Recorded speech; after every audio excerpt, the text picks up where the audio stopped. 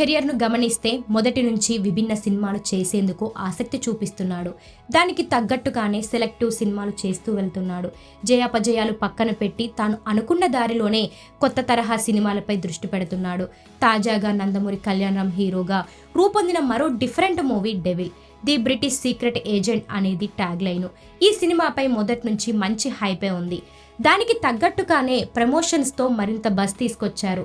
ఈరోజు ప్రపంచవ్యాప్తంగా విడుదలైన ఈ సినిమా ఎలా ఉంది, అసలు కాన్సెప్ట్ ఏమిటి, దర్శకుడు దాన్ని ఎలా డీల్ చేశాడు, కళ్యాణ్ రామ్ పర్ఫార్మెన్స్ ఎలా ఉంది, సినిమాకి ఉన్న టెక్నికల్ ఎసెట్స్ ఏమిటి, సినిమా చూసిన ప్రేక్షకుల రియాక్షన్ ఏమిటి అనేది ఓసారి పరిశీలిద్దాం. ఓ హత్య కేసును ఛేదించేందుకు నియమించిన బ్రిటిష్ సీక్రెట్ ఏజెంట్ హీరో అని టైలర్ చూస్తే మనకు అర్థమవుతుంది.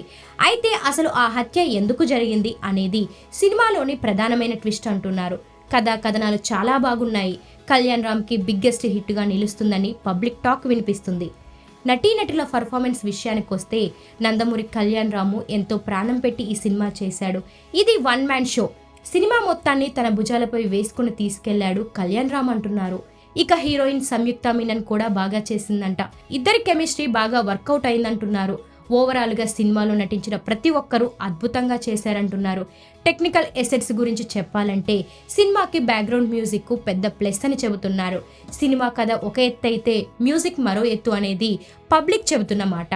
సినిమా స్టార్టింగ్ నుంచి ఎండింగ్ వరకు మ్యూజిక్ అద్భుతంగా చేశారంటున్నారు. సినిమాకి ఇంత మంచి టాక్ రావడానికి మ్యూజిక్ ఒక కారణమవుతుందంట. ప్రస్తుతం వినిపిస్తున్న టాక్ అయితే సూపర్ హిట్ అని. కళ్యాణ్ రామ్కి బింబిసార ఎంత పెద్ద హిట్ అయిందో దానికి ఎన్నో రెట్లు డెవిల్ హిట్ మూవీ అవుతుందని పబ్లిక్ అంటున్నారు. ఈ సినిమా దాదాపు సలార్కు దగ్గరగా వెళ్ళిందన్న టాక్ కూడా పబ్లిక్ చెప్తున్నారు. నందమూరి అభిమానులు కాలర్ ఎగరేసుకుని తిరగొచ్చని అంటున్నారు. మరికొంతమంది సలార్తో ఈ సినిమాని పోల్చలేమని, దేని రేంజ్ దానిదే అంటున్నారు.